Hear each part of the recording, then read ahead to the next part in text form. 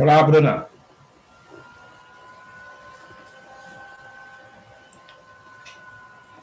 Tudo bem? Bem, com você? Tudo bem. Mandei pelo chat porque tava com barulho aqui, daí não consegui abrir o microfone. Não tem problema. Sempre tem uns barulhos externos, né? Às vezes atrapalhando um pouquinho. Mas não tem problema, não. Sim, na verdade passou o caminhão do lixo. Nossa, faz uma barulheira. Ah, é verdade, é verdade. Eu tenho um vizinho aqui que tem um cachorro que tem horas que ele fica nervoso e então fica latindo muito. Ai, cachorro também, meu Deus. É, tem. Sim, acho que tem vezes que o bicho tá meio nervoso por algum motivo, tá com fome, não sei. Aí tem dias que o cachorro late assim sem parar. Sim. E é ruim, né? A gente vê que o bicho está incomodado com alguma coisa e não sabe. Eu não tenho o que fazer, né? Porque o cachorro não é meu, né? Eu não posso fazer nada.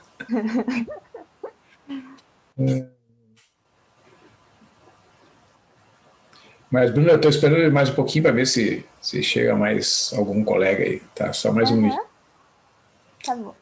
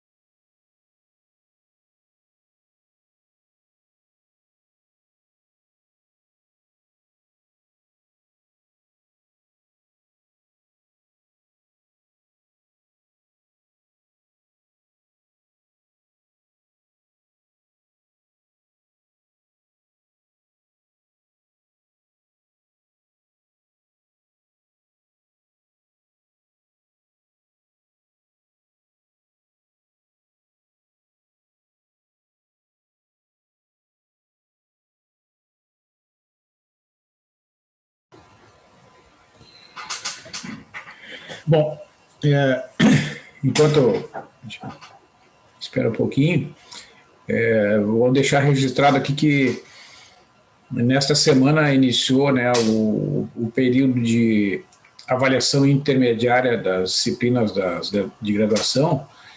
Então, é um questionário, né, em formato online disponível ali no portal do aluno.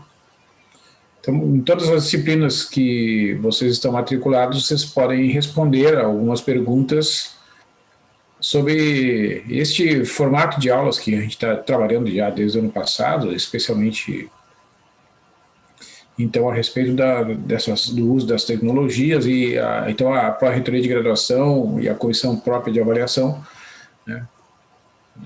pediram para a gente reforçar com vocês.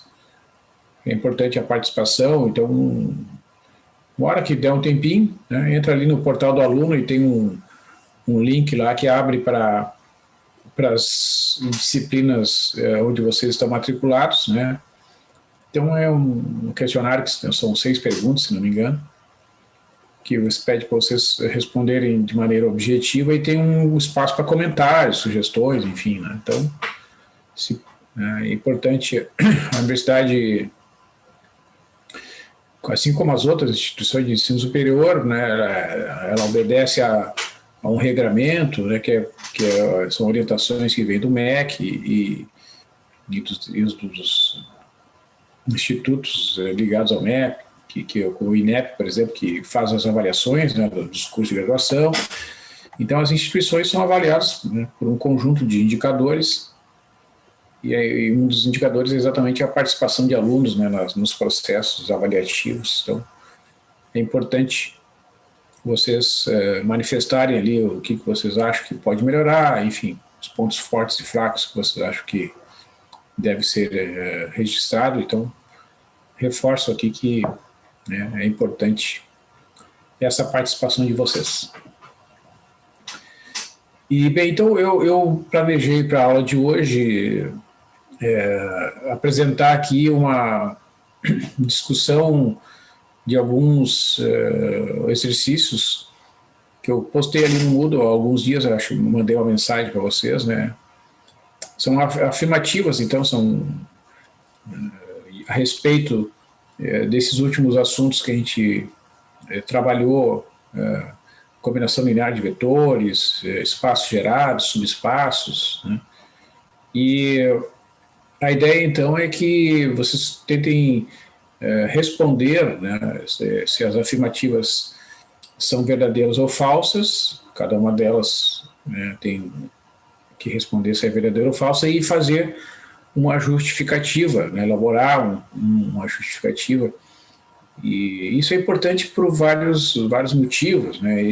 Essa modalidade de pergunta em matemática, ela tem uma conotação, né, tem uma estrutura diferente daquela que é de cálculo.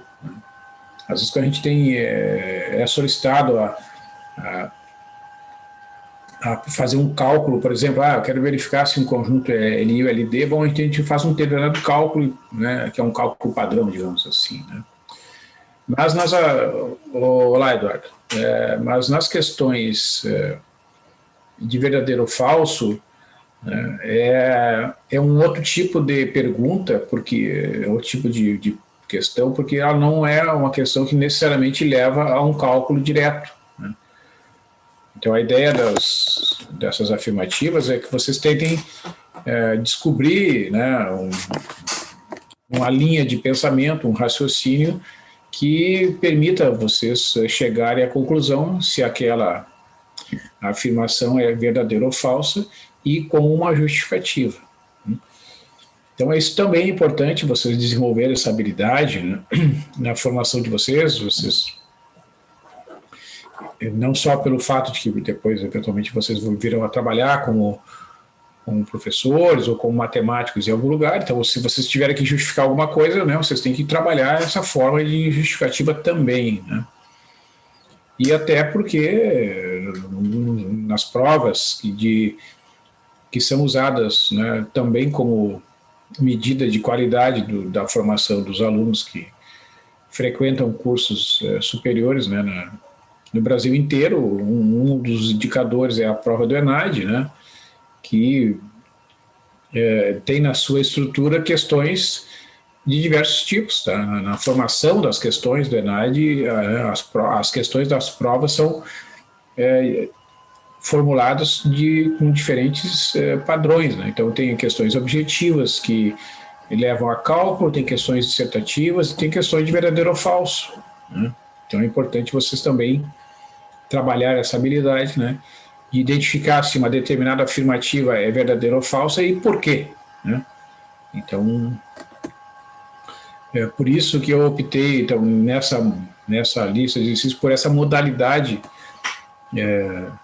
de processo, né, digamos, de desenvolvimento do raciocínio, que eventualmente pode ser que alguma ou mais questões vocês usem algum cálculo para justificar. Vocês podem justificar através de um teorema, de um resultado anterior, né?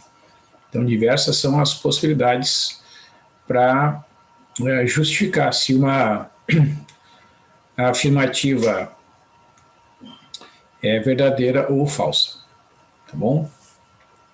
Então, não sei se vocês têm alguma pergunta, o Eduardo ou a Bruna, antes de eu iniciar aqui. Não teria, professor. Até não tive tempo ainda de começar a fazer a lista. E abrir agora mesmo. Desculpa, Eduardo, o som está um pouco baixo, não entendi a tua frase. Eu só peguei a lista agora, não cheguei a fazer nada ainda. Tu não começou a trabalhar em cima dela ainda? Não. Então eu vou fazer o seguinte, eu vou iniciar aqui, né, apresentando uma ou duas questões e depois a gente passa para o desenvolvimento do produto escalar, né, que é o próximo tópico aqui da nossa disciplina. Tá? Então, eu vou fazer uma ou duas questões aqui só para dar um pontapé inicial. Então.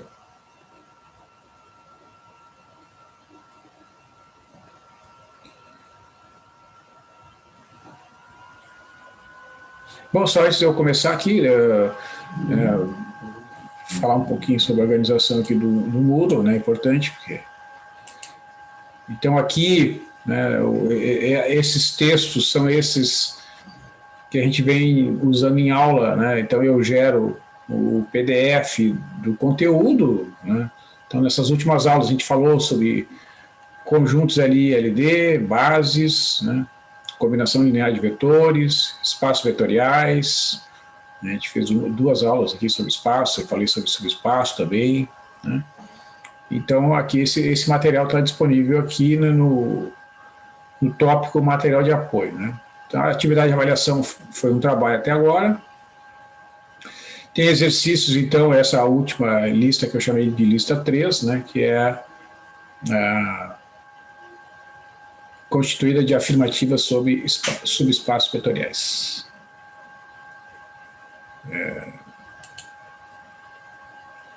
Bom, então, como eu disse para vocês, em muitos casos, né, para a gente deduzir ou justificar, né, que uma afirmativa, se uma afirmativa é verdadeira ou falsa, né, a gente tem que ler, né, primeiramente a afirmativa e tentar descobrir primeiramente se é verdadeira ou falsa, né, e depois, então, justificar.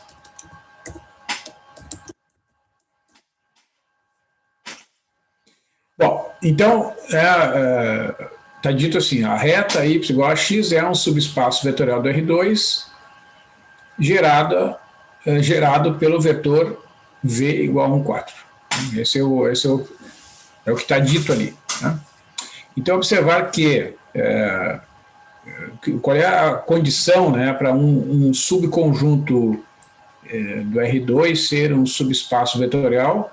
Nós vimos, então, que o R2 tem os chamados subespaços vetoriais triviais, né, que são o subespaço formado só pelo vetor nulo e o próprio R2. Né, esses são chamados subespaços triviais. Né, o conjunto formado pelo vetor nulo do espaço vetorial e o próprio espaço vetorial sempre são subespaços dele mesmo. Né. E além desses subespaços triviais, o R2 tem como subespaços as retas que passam pela origem. Somente esses conjuntos são subespaços vetoriais do R2, diferentes dos triviais. Né? Então, nesse caso aqui, né, a reta y igual a x, de fato, é um subespaço vetorial do R2, porque ela é uma reta que passa pela origem. Né? E, veja, se eu pegar... digamos, quero fazer aqui a demonstração, né? Bom, não sei por que ele está sublinhado aqui. Tá. Para a gente demonstrar que esse conjunto é um subespaço vetorial da R2, né? A gente tem que mostrar duas propriedades. Vamos fazer aqui a demonstração, só para a gente... vamos imaginar, né, dois vetores, digamos, eu vou usar aqui uma notação mais simplificada, o vetor A, B, né, e V, o vetor C, D, né, vamos imaginar, né, dois vetores sob a reta, né, y igual a 4x. Então, o que vai acontecer? Né?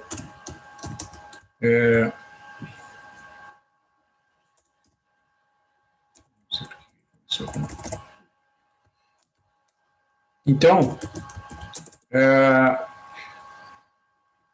o U, né, esses vetores aqui, né, o vetor U e o vetor V, se eles são vetores que pertencem a essa reta, né, o B, que é o x, né, do vetor U, ele tem que ser igual a 4 vezes o A, certo?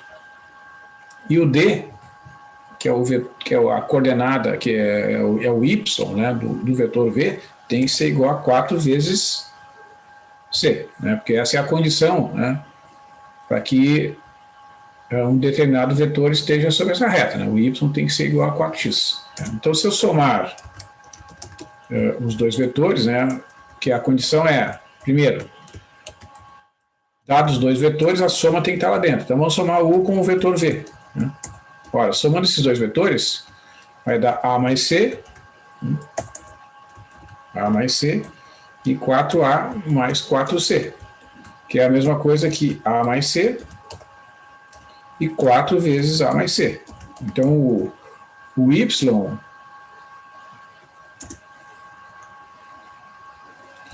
ele satisfaz a proporção, né? Ele é 4 vezes o x. Então, o u mais v, né? O vetor u mais v pertence à reta. Então, ele está nessa reta.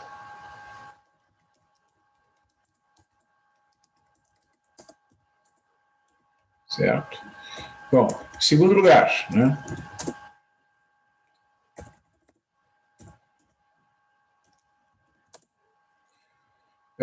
Se eu pegar um vetor u qualquer,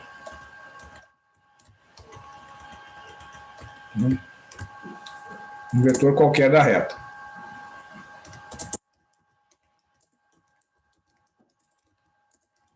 né? Então, como nós vimos, né, o vetor u ele tem que ser igual a 4a no lugar do b. Né? Todo vetor que pertence à reta, ele tem que satisfazer, o y, né, tem que satisfazer aquela condição, certo? Então, se eu pegar um k qualquer, né, vamos supor, seja lá um k, um número real qualquer.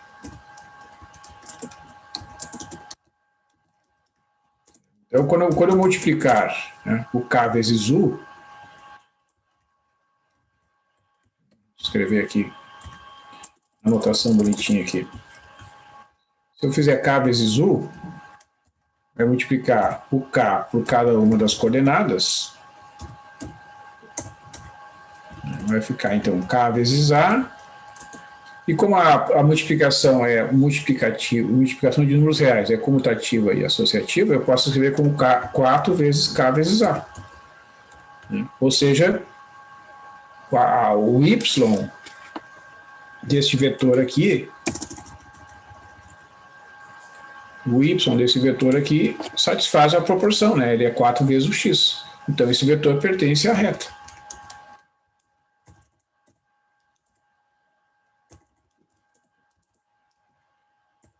Então, realmente, a reta y igual a 4x é um subespaço vetorial, né, do R2.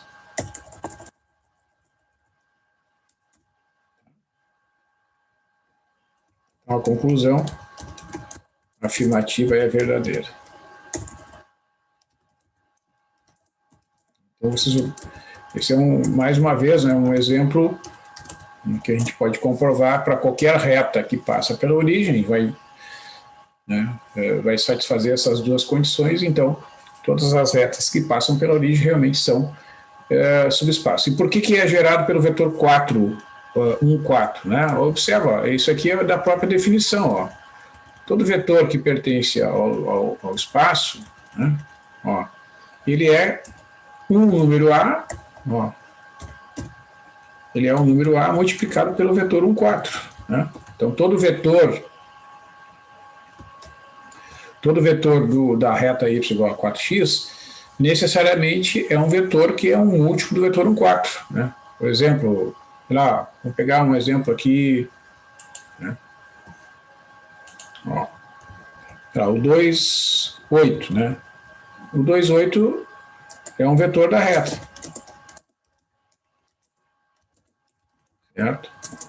Porque o 8 é 4 vezes x. E esse vetor, na verdade, o que ele é? É 2 vezes o vetor 1, 4. Ó, esse vetor é 2 vezes o vetor 1, 4. Certo?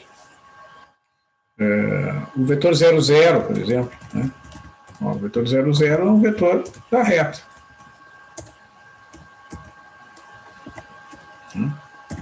Esse vetor pertence à reta. Porque o y, que é 0, é 4 vezes 0, que é o x. Então, realmente, a proporção entre o y e o x é mantida. Né? Então, veja que o vetor 0, 0, ele é também uma combinação linear do vetor 0 vezes o vetor 1, 4. Então, ele é um múltiplo do vetor 1, 4. Basta multiplicar por 0 e dar o vetor 0, 0. Então, né?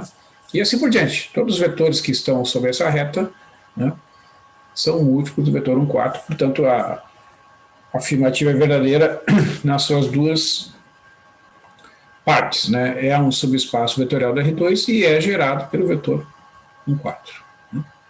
Então, realmente, a resposta, né, é que é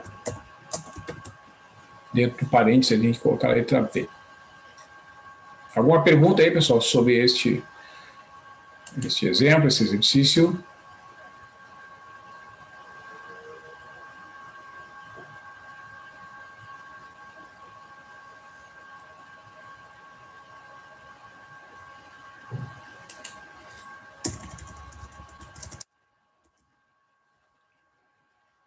Bom, então, olhando aqui o exercício número 2, né, que está dizendo lá que a reta x mais y igual a 4 é um subespaço vetorial da R2. Então, pelo que eu falei ali anteriormente na discussão do exercício 1, o que vocês consideram? Que é verdadeira ou é falsa essa afirmativa? Eduardo, Bruna?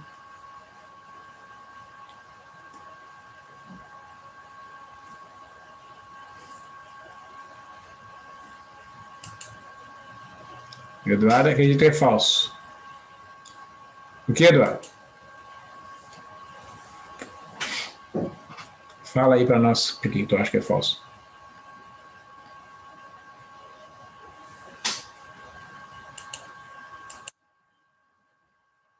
Ah, tudo bem.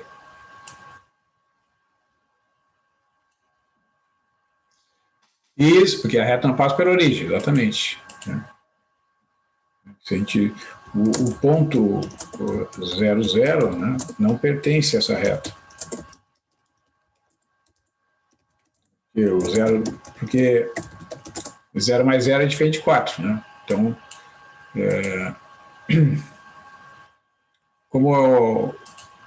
como ele disse ali, né, o 0 somado com 0 é igual a 0, né, que é diferente de 4.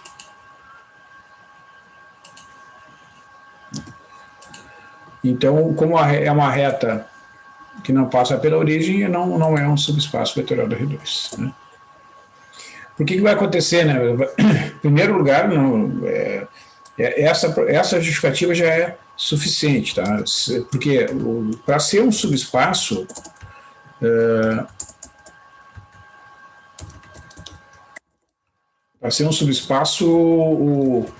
de qualquer espaço vetorial, a origem daquele espaço tem que pertencer ao subespaço, né? Por causa da segunda propriedade. Os múltiplos de um vetor qualquer, né, tem que estar lá dentro. Então, olha, né, o 0 vezes qualquer vetor tem que estar lá dentro. Então, se tiver algum vetor lá dentro, 0 vezes aquele vetor tem que estar lá dentro, que é o vetor nulo. Então, né, obrigatoriamente, a origem do R2 deveria pertencer a esse conjunto. Né? E em segundo lugar, porque se vocês pegarem, é fácil construir, né, dois pontos ou dois vetores que pertencem a essa reta, mas a soma não vai pertencer. Né? Por exemplo, 1 e 3. Né? 1,3 é um ponto que pertence a essa reta, porque 1 mais 3 é igual a 4. É um vetor, é um ponto. Né? 1 mais 3 igual a 4. Está ali. Né? O 2, 2 está ali, porque 2 mais 2 é igual a 4. Agora, se eu somar esses 1,3 com o 2,2, vai dar 3,5. E 3 mais 5 não é igual a 4. Né? Então, eu tenho dois vetores lá dentro desse conjunto, mas a soma deles não está lá dentro. Então, isso também é um argumento para justificar que esse conjunto não é um subespaço vetorial da R2. Mas beleza, então aqui tem outras afirmativas a respeito do R3, do próprio R2, né? Então eu vou deixar para vocês pensarem um pouquinho mais, né? Porque também, né, não tem muito sentido. Então eu só vou localizar aqui o meu texto sobre produto escalar. Só um minutinho.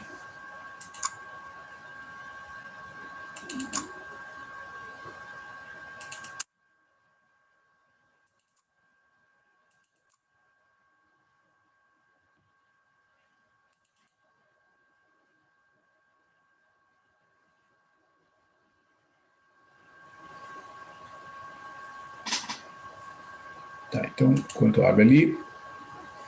Bom, o que acontece, né, pessoal? A gente já viu nas últimas aulas vários conceitos que são relacionados, né, e até alguns de vocês trabalharam naquela primeira atividade de avaliação, né, combinação linear de vetores, conjuntos LI, conjuntos LD, né, agora depois a gente trabalhou o conceito de base de espaço vetorial, a gente viu as bases canônicas do R2 e do R3, algumas bases que não são as canônicas, né?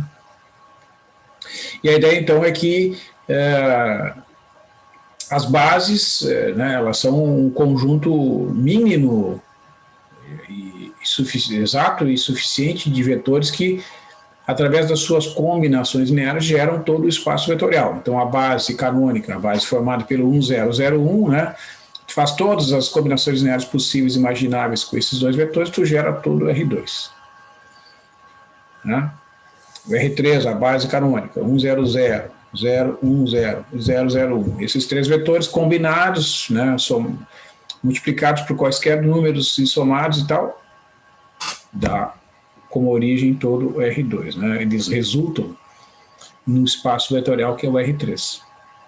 Então, a combinação linear entre os vetores da base é que é a operação básica, né, e fundamental para obter todos os elementos do espaço vetorial que a gente estiver estudando. Só que trabalhar com bases quaisquer não é a melhor estratégia, né, dentro das muitas possibilidades que existem para trabalhar com espaços vetoriais. As bases ortogonais são aquelas que apresentam as melhores soluções, né? Então, por isso que em matemática, quando vocês assistiram alguém numa palestra, ou ler algum artigo, e disse, olha, que eu estou procurando a solução ortogonal para tal problema, né? O que é uma solução ortogonal? É uma solução que generaliza um conceito que a gente conhece no dia a dia, né, pessoal? Quando a gente quer sair de um lugar para o outro, se é um lugar próximo assim, né, qual é o caminho que a gente procura? É o caminho mais curto, né, para economizar energia. E o caminho mais curto, que une dois pontos, em muitos casos é um segmento que é ortogonal ao outro, né? Então, a gente usa a ideia de ortogonalidade, né? Uma solução ortogonal, quando sai de um ponto que quer chegar no outro conjunto, se esse caminho que chega ortogonalmente ao outro conjunto, né, digamos, tem uma reta aqui, tem um ponto aqui fora dessa reta. Qual é o caminho mais curto para chegar naquela reta lá? É o caminho que é ortogonal à reta dada. Certo? Vai fazer 90 graus ali com a reta. Né? Então, as soluções ortogonais, né, elas são soluções que minimizam os esforços envolvidos na realização de muitos cálculos. Né? E no caso das bases, as bases ortogonais, elas vão ser bases mais econômicas, mais eficientes, etc. Então, eu vou apresentar para vocês aqui a definição de produto escalar, que é uma operação dentro dos espaços vetoriais que permite introduzir a ideia de vetores ortogonais. É através do produto escalar que é possível a gente chegar na ideia de ortogonalidade. Tá? Então, vamos lá.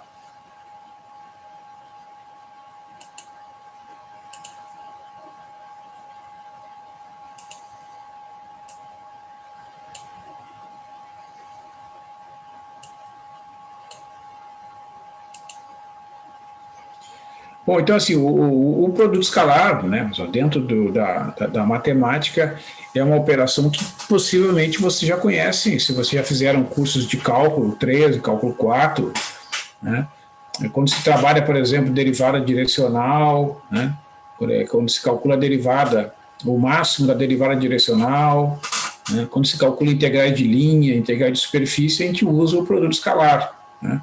Então, o produto escalar é uma operação bastante presente dentro da matemática, né? Na verdade, esse nome, produto escalar, é um caso particular de um produto mais geral que dentro dos espaços é chamado de produto interno, né? Mas nós vamos ver aqui com essa denominação que é bastante conhecida e funciona bem, né? Então, quando a gente trabalha com vetores no espaço bidimensional ou tridimensional, né? E se a gente chamar de θ o ângulo entre os vetores u e v, vamos imaginar aqui dois vetores inicialmente diferentes do vetor nulo, tá? Então, o produto escalar de u por v, que tem esse pontinho aqui, tá? U pontinho v, então é a notação de produto escalar entre u e v, né? Que também é chamado de produto interno euclidiano, né? Isso aqui é uma homenagem ao Euclides, aquele matemático geômetra grego, né, ali do século III a.C., aproximadamente, que escreveu os elementos de Euclides, bastante famoso, né? E então é chamado de produto interno euclidiano porque os espaços vetoriais, como R2 e R3, são chamados de espaços vetoriais euclidianos. Então, como é que é definido este produto escalar denotado por esta bolinha, por aquele pontinho? O produto escalar de U por V será igual a norma de U vezes norma de V, vezes o cosseno de θ, se o U for diferente de zero e o V for diferente de zero, e vai ser igual a zero se U for igual a zero e se o V for igual a zero, tá? Então, essa definição, ela usa o conceito de ângulo e normas, mas a gente pode demonstrar que essa fórmula, esse produto escalar, melhor dizendo, pode ser realizada, esse cálculo pode ser realizado em termos das coordenadas dos vetores UV, que é uma forma bem mais fácil, né? Então, no plano, vamos supor que eu tenha dois vetores lá no plano, né? Então, como é que eu calculo o produto escalar entre dois vetores U e V, né? Então, se o U é um vetor, digamos, 1, U, 2, né? E o V é o vetor V1, V2, né? Então, o produto escalar de U por V será o produto de U1 por V1 mais U2 por V2. Então, veja, a gente multiplica as coordenadas correspondentes, ó, a primeira com a primeira, a segunda com a segunda, e soma os resultados, tá? Isso se forem dois vetores do plano. Então, vocês vejam que é uma operação entre vetores cujo resultado será um número, tá? Por isso que é chamado de produto escalar, né? O resultado desta operação é um número, é um escalar. E no espaço tridimensional, né, se os vetores U e V tiverem as coordenadas U1, U2, U3 e V1, V2 e V3 respectivamente, o produto escalar U por V será U1, V1 mais U2, V2 mais U3, V3. Então a gente multiplica, né, as coordenadas correspondentes e soma tudo. Então é uma generalização direta aqui, né? Vocês vejam que a notação é a mesma, tá? Tanto no R2 quanto no R3, a notação é a mesma, e a expressão é bem parecida, né? No R3 terá essa parcela a mais aqui, digamos, tá? Então, com isso, a gente pode depois falar em cálculo da norma, cálculo do ângulo de vetores, etc, tá? Mas isso a gente pode... Então, vamos ver aqui. Deixa eu mostrar aqui alguns exemplos para vocês. Então, eu vou aproveitar aqui este arquivo, depois eu separo aqui, não tem problema. Até tem aqui as respostas, então eu vou botar mais para baixo aqui.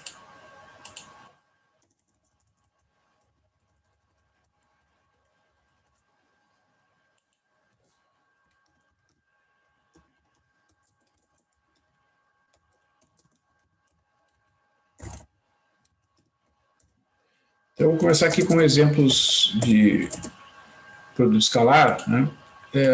Vou pegar, primeiramente, dois vetores do R2. Bom, então, assim, quando a gente calcula, né, eu gosto de fazer, né, o cálculo e recomendo essa organização. Eu faço assim, eu coloco um vetor acima do outro, né,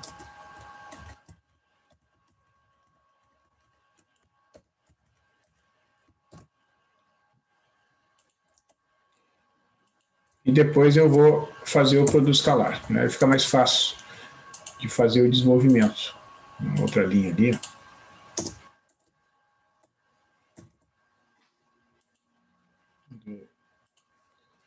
O dot v. Então, em inglês, né,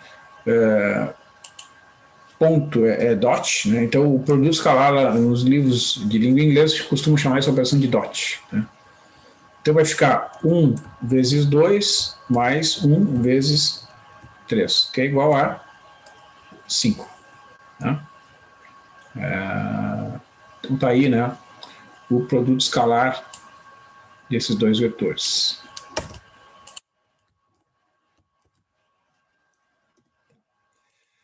Muito bem. É bastante fácil fazer a operação de produto escalar, né? Então eu vou pegar um outro exemplo aqui. Não tem mistério.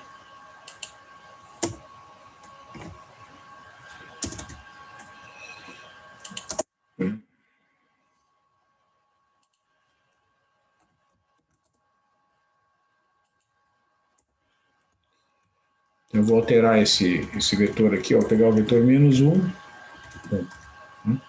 Então, para não...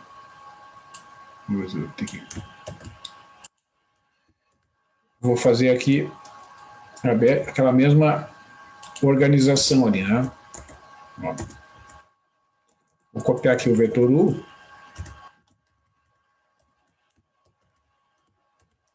E aqui o vetor V.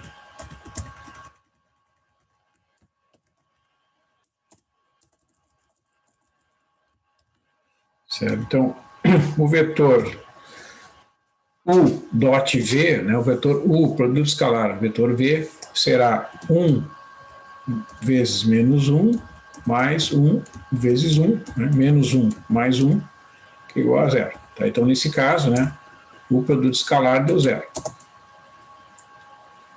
O resultado final do produto escalar, né, é igual a zero. Então, antes de eu fazer do RT, eu vou fazer mais um exemplo aqui.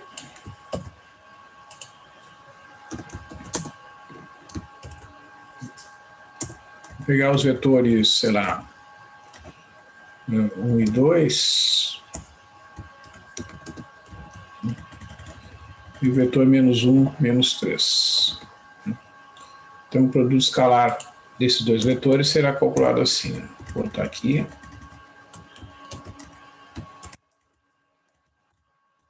Não sei por que eles fazem esse alinhamento louco aqui.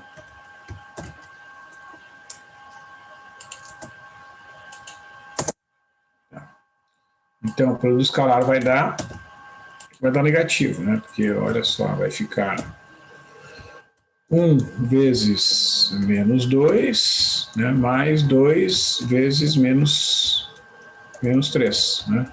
Vai ficar menos 2 menos 6, igual a menos 8. Certo? Então, a gente tem três exemplos aqui, né? Ó, esse primeiro produto escalar deu positivo, esse aqui deu 0, e esse aqui deu menos 8. Né? Então, vou mostrar para vocês aqui, ó, não sei se vocês já utilizaram, né? Talvez o GeoGebra. Vocês conhecem o GeoGebra? Já usaram?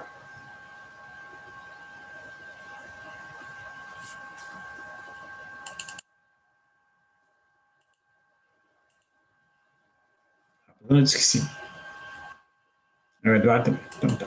Beleza. Então, assim, o GeoGebra é um software, né, que tem diversas facilidades, ele apresenta muitos recursos interessantes aqui de representação de vetores,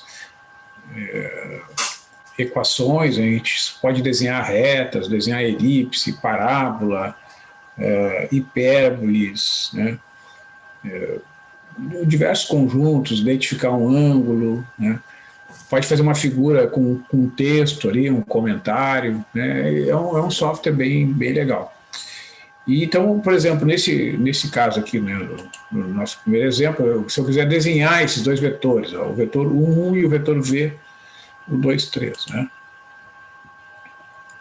Coloco lá U igual a 1,1, eu marquei que é desenhar vetor, né? Então ele representa lá. Quero desenhar o vetor 2, 3, escrevo praticamente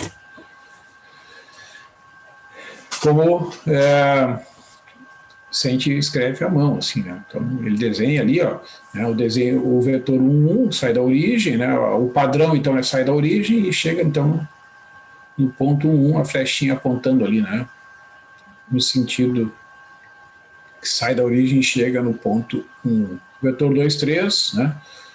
Então é o vetor que sai da origem, que é o ponto 0, 0, chega lá na extremidade, que é o ponto 2, 3, a flechinha está indicando lá esse sentido, né? Certo? Então, aqui a gente pode enxergar melhor, se a gente rodar aqui vai aproximar, né? E tem esse recurso aqui, se eu quiser enxergar o ângulo entre dois vetores aqui, ó. Mas dá para ver, né, que o ângulo entre esses dois vetores é um ângulo muito menor que 90 graus, tá? E sempre que o produto escalar é positivo, né, ó, o produto escalar entre os dois vetores é positivo, é porque o ângulo entre os dois vetores, no caso aqui, que é o vetor U e o vetor V, o ângulo entre esses dois vetores será um ângulo menor do que 90 graus. Né? Dá para ver claramente aqui. E se a gente quiser, então, identificar aqui nesse software, ó, a gente pega aqui, ó, e pede para marcar o ângulo. Né? Então a gente marca aqui, ó, e marca lá, em torno de 11,3 graus. Ó. Esse é o ângulo entre esses dois vetores. A gente até pode calcular depois, eu vou mostrar para vocês. Né? E o bacana aqui também desse recurso, a gente pode exportar a imagem. Ó. Se eu quiser exportar lá para o meu texto, ó, eu vou aqui, né, peço para exportar a imagem, ele copia para a área de transferência, e eu vou lá e insiro, né, a figura, fica bem bonito.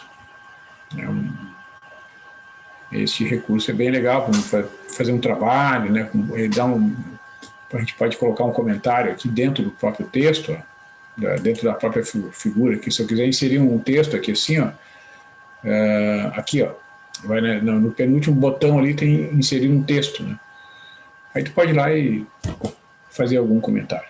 Tá? Então, no outro exemplo, nós temos os vetores 1, 1, menos 1 e 1. Né? Então, ó, eu vou aqui assim, eu posso apagar, como eu já exportei a imagem, eu posso apagar aqui não, né? Esse aqui eu vou deixar e eu vou representar o vetor menos 1, 1.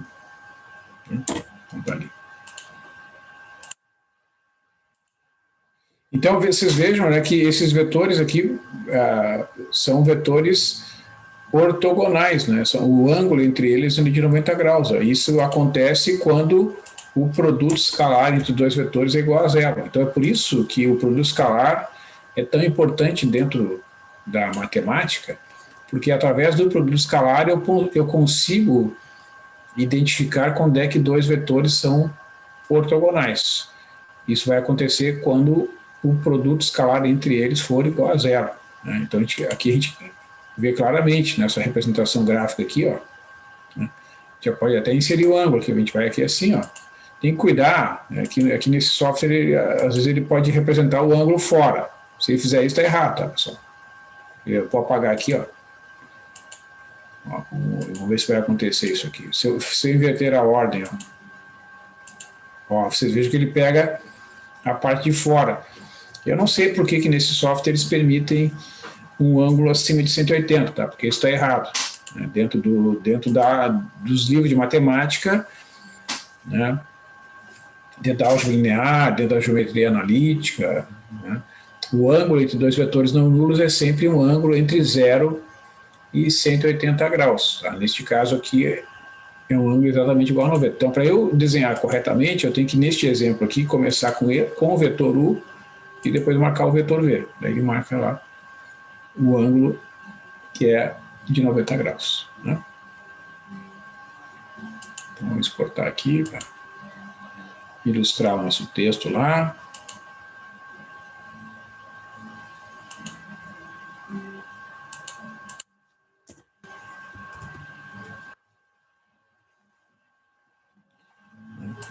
E, por último, aqui o vetor 1, 2 e o menos 1, menos 3. Né? O que vai acontecer aqui...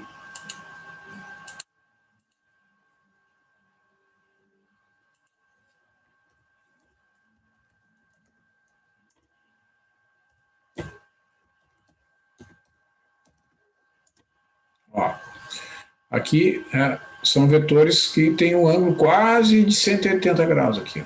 Deixa eu ver se eu peguei certo. 1, 2 e menos 1, menos 3. Né? Ó, esse ângulo aqui ó, é quase 180. Ó, isso aí ele pegou de fora. Então a gente vai deletar aqui. Você vai... Ó, 171 graus. Né? Isso vai acontecer sempre que o produto escalar for negativo. Quando for negativo o produto escalar é porque o ângulo entre os dois vetores é um ângulo entre 90 e 180. Tá? Então, só para a gente registrar aqui, então, vamos exportar essa imagem para lá.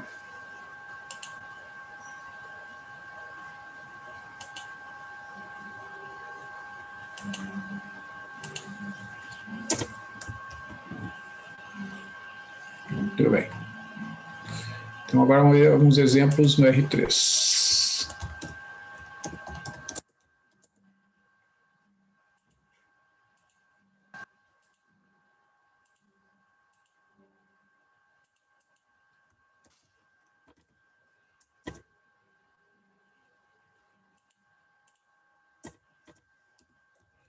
Então, vamos pegar dois vetores aqui do R3. Opa.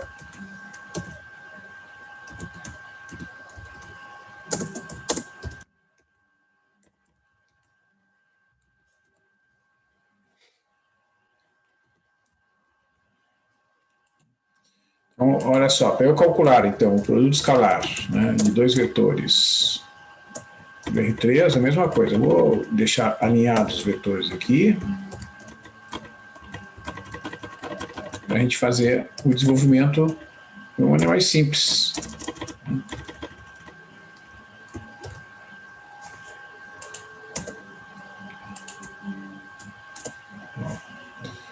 Então tá, vamos lá.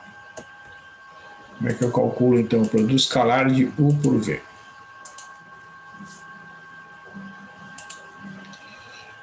U escalar V. Opa. Escalar V. Vai ficar 1 vezes 1, né? Mais menos 1 vezes 1, mais 2 vezes 1. Vai dar 1 menos 1 mais 2, que é igual a 2. Tá? Então, esse é o produto escalar, né, desses dois vetores. Mesma coisa, mesmo sendo dois vetores do R3, né, quando o produto escalar é positivo, né, é porque o ângulo entre esses dois vetores é um ângulo entre 0 e 90 graus. Vamos ver se a gente consegue enxergar. Eu tenho uma versão aqui, eu posso utilizar uma versão 3D, né, e como eu me inscrevi lá, eu consigo copiar, né, as figuras geométricas. Vou entrar aqui. Fazer o login.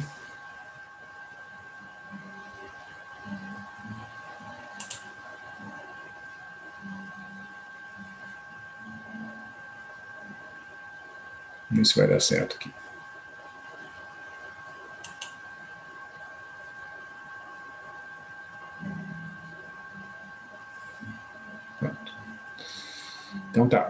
Então, olha só.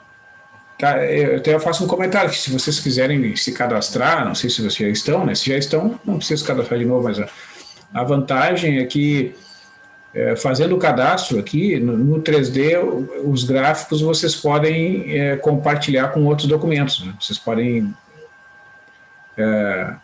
gravar as imagens aqui, botar um arquivo de Word, enfim, né? Se vocês não tiverem cadastrado, o software não permite fazer isso, tá? Então, 1 - 1, 2, vamos ver. Vou pegar aqui. Vamos pegar a vetor, né?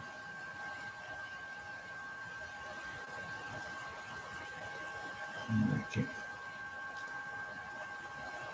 Onde é que estão os vetores?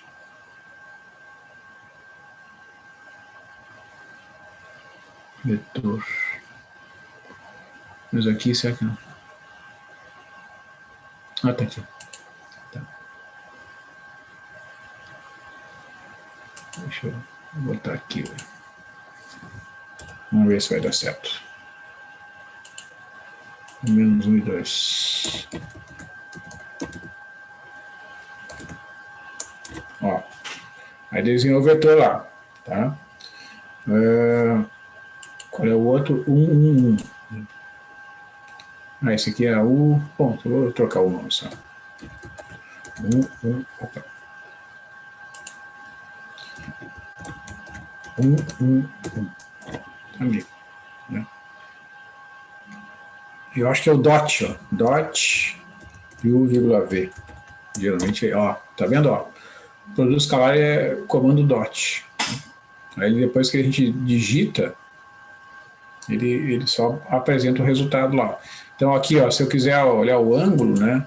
Como eu disse para vocês, onde é que está o ângulo? Vamos procurar aqui.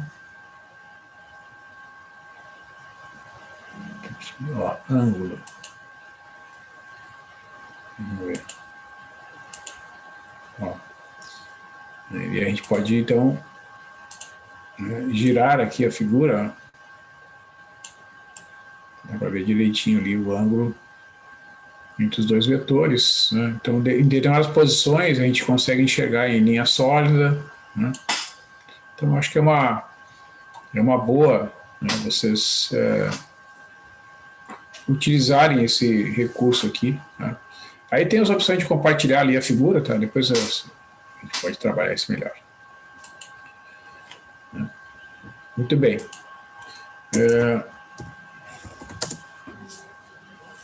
Então, vamos pegar um exemplo aqui de um par de vetores que sejam vetores ortogonais.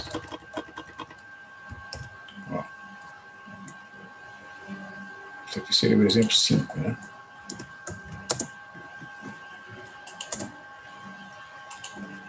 Vamos pegar aqui -1, aqui 1, 2 e 1. Então, ó,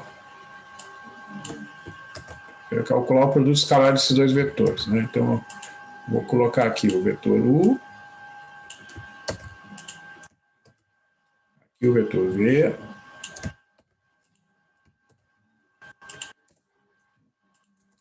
vou colocar aqui embaixo, sim, e assim fica mais fácil, vai fazer o desenvolvimento. Então, vai ficar 1 vezes 1 mais -1 vezes 2 mais 1 vezes 1, né? 1 menos 2 mais 1 dá 0. Né?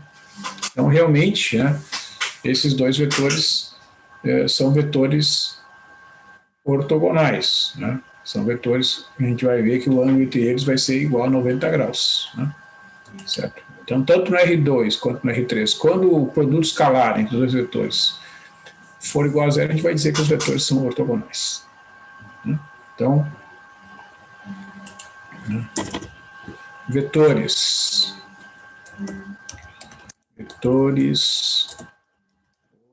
ortogonais. Né? Dois vetores. Vamos considerar nulos, né? porque não tem graça falar em ângulo se os vetores forem vetores nulos, né? Eu vou botar aqui. Depois eu boto direitinho a anotação ali. Se o produto escalar entre eles é igual a zero.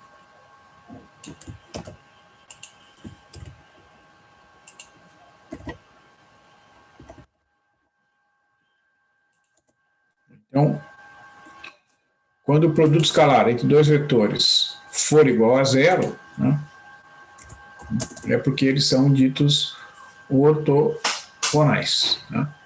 E aí, nesse caso, né, a gente vai imaginar, deixa eu interromper aqui, para a gente,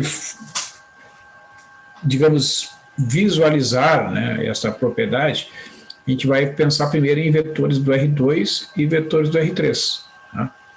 Porque esses espaços vetoriais são aqueles espaços vetoriais que a gente consegue fazer a representação geométrica, né? A representação gráfica, né, dos vetores. Então, tanto no caso do R2, né, como foi visto ali, o vetor U e o vetor V, né, fazem entre si ali 90 graus, tá? O vetor 1, 1 e o vetor menos 1, 1, né? São vetores, então, ortogonais. Como aqui também aquele exemplo do R3, né, que também formam um ângulo entre si de 90 graus. Né? Então, para ter graça, digamos assim, para ter ser importante a utilização dessa propriedade, a gente vai pensar em vetores não nulos. Né? Por quê? Porque como a gente está querendo usar este conceito relacionado com as bases, né? Como a gente quer trabalhar com bases ortogonais, só faz sentido eu pensar em vetores nulos, porque um vetor nulo nunca pertence a uma base, né? A gente falar em base somente se forem vetores dentro do conjunto que sejam não nulos, tá? Então, deixa eu só localizar uma coisa aqui.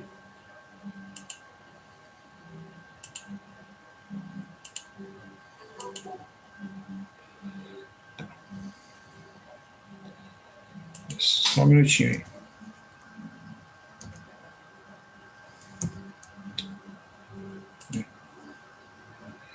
Que agora me fugiu aqui.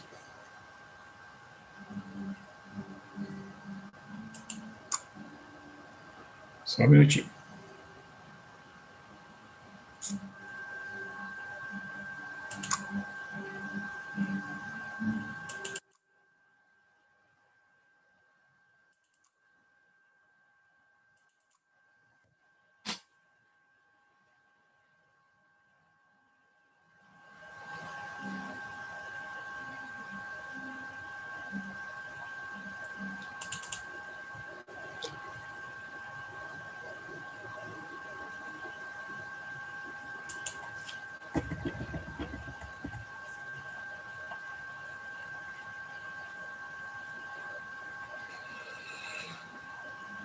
Bom, então,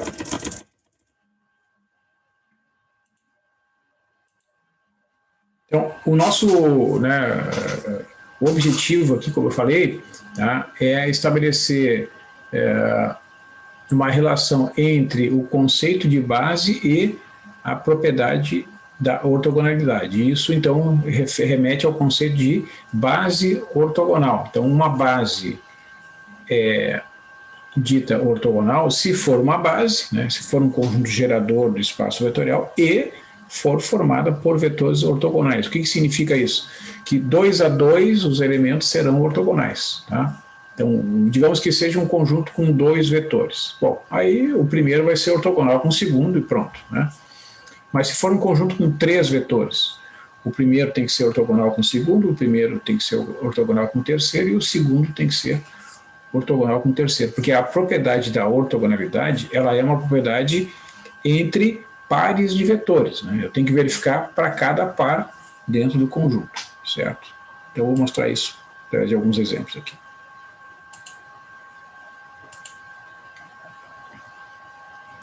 Ó, então, uma base B é dita uma base ortogonal se o produto escalar do vetor UI pelo vetor uj é igual a zero, desde que o i seja diferente de j.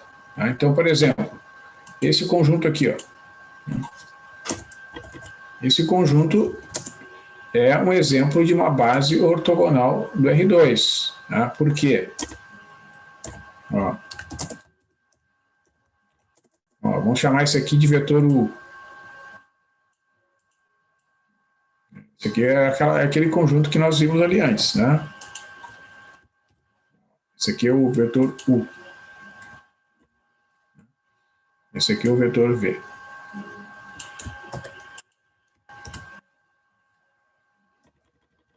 Nós já vimos que esse conjunto é um conjunto ortogonal, certo? Nós já vimos ali que o produto escalar entre esses dois vetores é igual a zero, né?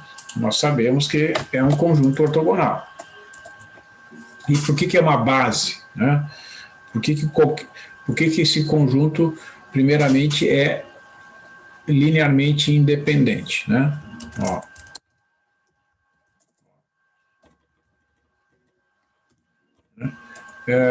Esse conjunto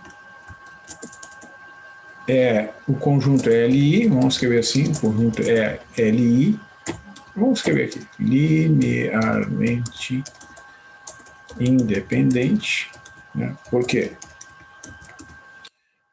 Se a gente fizer a hipótese, né? Ó, aquela velha história, vamos imaginar que um número multiplicado pelo vetor 1, 1, mais um outro número multiplicado pelo vetor menos 1, 1, seja igual ao vetor nulo, né?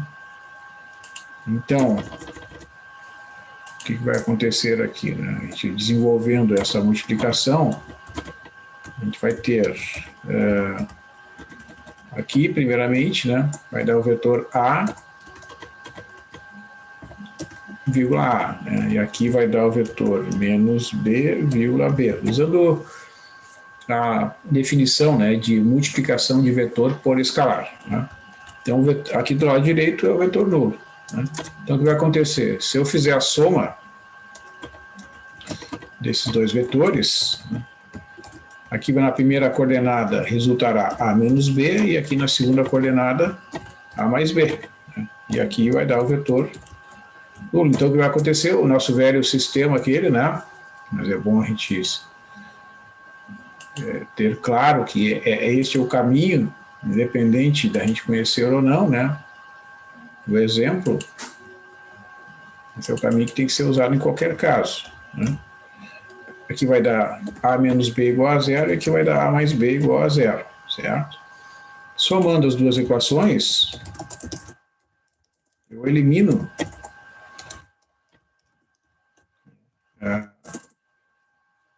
o B, né? Porque A menos B somado com A mais B vai dar 2A. Então vai ficar 2A do lado esquerdo, né? E zero do lado direito, porque 0 mais 0 é igual a zero, né?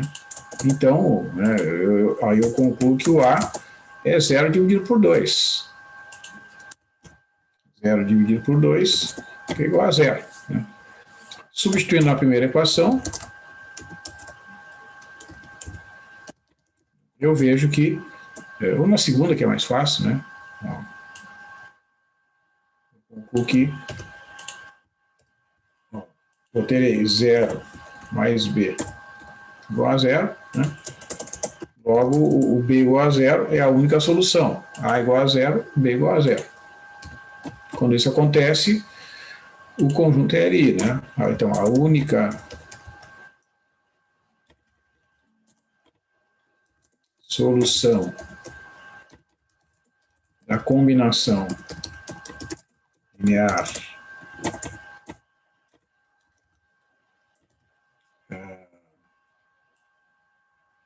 esta aqui, ó, é a trivial A igual a zero, A igual a zero, e o B igual a zero. Então, né, quando isso acontece, o conjunto é linearmente independente, né?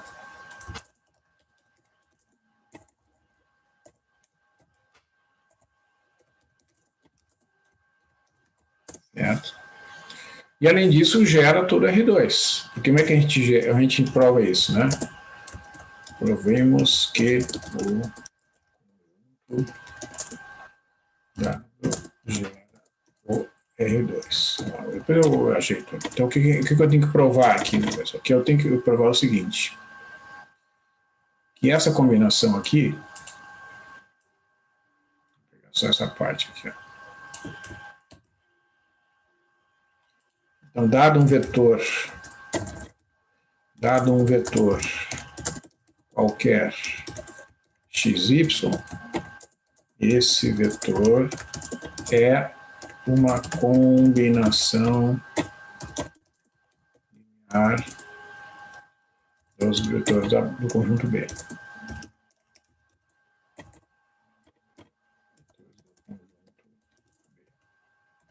Isto é, se eu fizer essa combinação aqui, qualquer vetor xy, independente dos valores do x e do y, ele pode ser escrito como essa combinação linear aqui. E como é que eu provo isso? Eu faço o desenvolvimento, né, mostrando que aqui eu terei, né, o vetor a,a somado com o vetor menos b, b. Né? O que vai dar isso aqui? Vai dar a menos b e a mais b. Né? Então eu terei, se eu pegar esse sistema aqui, ó, a única diferença desse sistema é que agora eu terei a menos b igual a x e a mais b igual a y. Porque agora eu quero provar que é possível. Qual é o argumento aqui? Né? Eu quero provar que é possível obter qualquer vetor xy do R2 a partir desses dois aqui, desde que eu conheça um valor específico do A e um valor específico do B, que substituídos aqui nessas posições respectivas, no final me dê o vetor xy.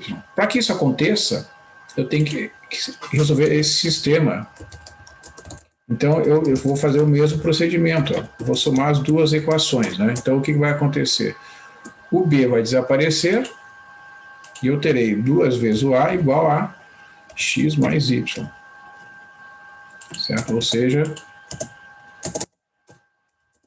o A vai ser, se eu copiar aqui, eu vou copiar aqui para eu consigo editar ali, ó, mais rápido. Eu vou ter que o A igual a x mais y dividido por 2. Tá?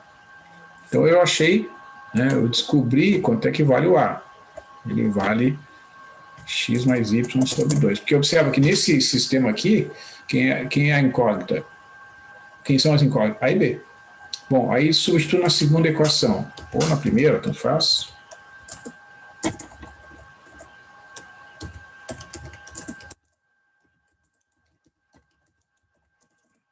Então eu terei esta equação aqui.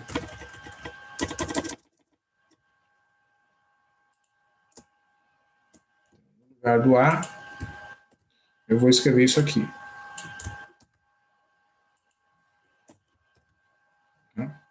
Então, quanto é que vai ser o B? O B vai ser obtido da subtração, né? Vai ser y menos este fator aqui, ó. Né? Então, aqui eu tenho que calcular o mínimo múltiplo comum, né, dessas frações, que é igual a 2. Multiplico 2 vezes y dá 2y, né, menos o numerador ali, menos x mais y. Isso aqui vai me dar, então, uma fração cujo denominador é 2, né, sem dúvida nenhuma, e o numerador vai ser y menos x após eliminar o parênteses e agrupar os termos semelhantes. Né? Ou seja, ó, quem é o A e quem é o B? Nessa combinação aqui, para produzir o vetor xy, seja ele qual for, o A tem que ser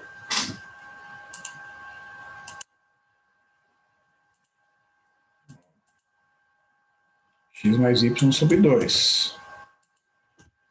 Né? E o B tem que ser quanto? Y menos x sobre 2. Então, esta igualdade aqui prova que o conjunto gera todo o R2, porque esse XY aqui é qualquer. Ó. Qualquer vetor XY é o resultado, né? Então, isso aqui me prova que é possível gerar todos os vetores do R2 a partir desses dois. Como eles são linearmente independentes, né, que já foi provado ali antes, satisfaz as duas condições para ser base. Tem que ser LI e tem que gerar todo o espaço vetorial R2. Né? E, além disso, é uma base ortogonal. Né? Então, né, reúne as condições que a gente quer trabalhar. Né? Esse conjunto é uma base ortogonal do R2. Né? Então, todos esses cálculos mostram que o conjunto formado por esses dois vetores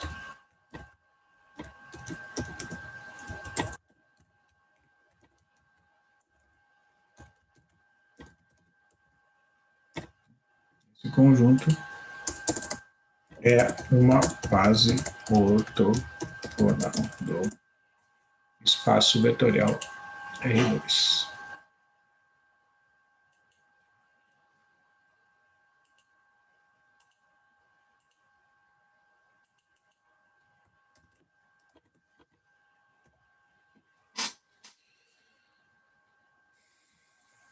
Certo, pessoal? Então,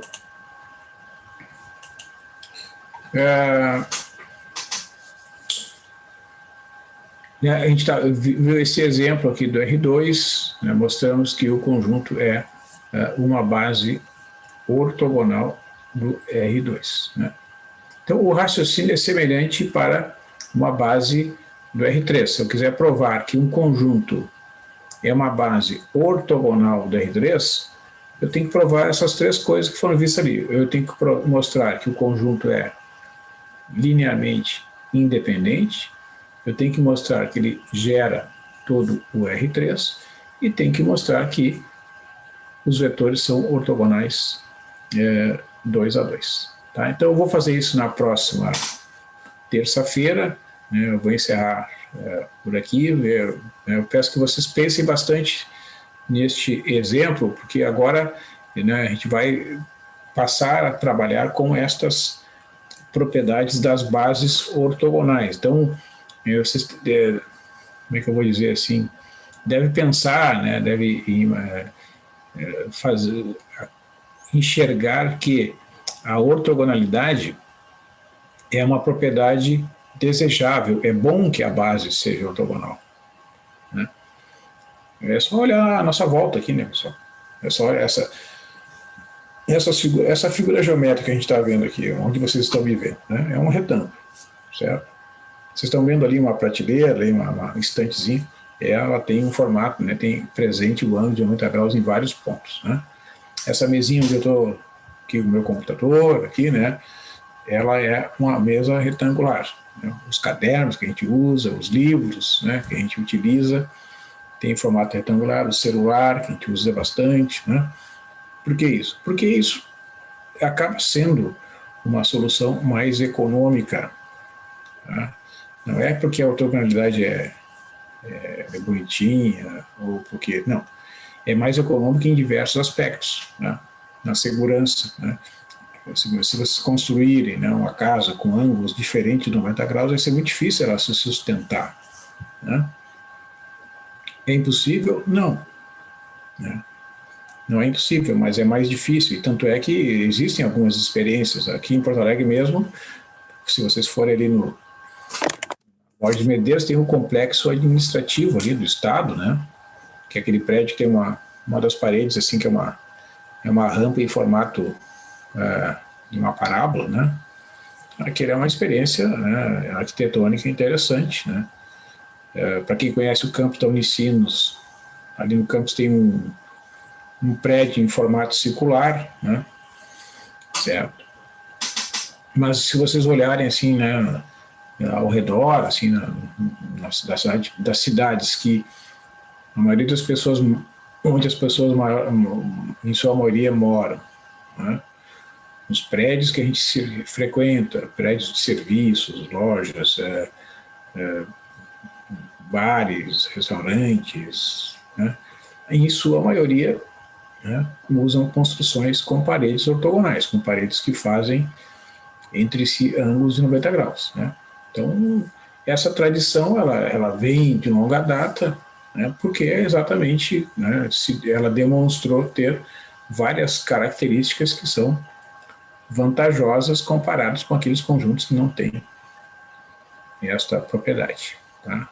Então, por isso que neste exemplo eu, né, mostrei aqui um conjunto que é o conjunto da R2 que a gente enxergou antes aqui, né? Deixa eu mostrar aqui novamente, né? Esse conjunto que a gente fez agora, o exemplo, é aquele exemplo que nós vimos antes, né?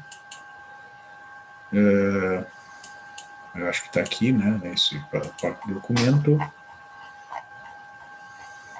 Ó, os vetores 1, 1, menos 1, 1, né? Que é essa base ortogonal do R2 aqui, tá certo? Então, nós vamos continuar na próxima terça-feira, tá? Vou falar então sobre as bases ortogonais do R3. Então a gente vai ver que para essas bases ortogonais, tanto do R2 quanto do R3, né, existem formas de calcular os coeficientes de maneira bem rápida e sem precisar resolver sistemas de equações, né, que vai ser uma grande vantagem. Tá bom? Então é isso. Não sei se vocês têm alguma pergunta, algum comentário.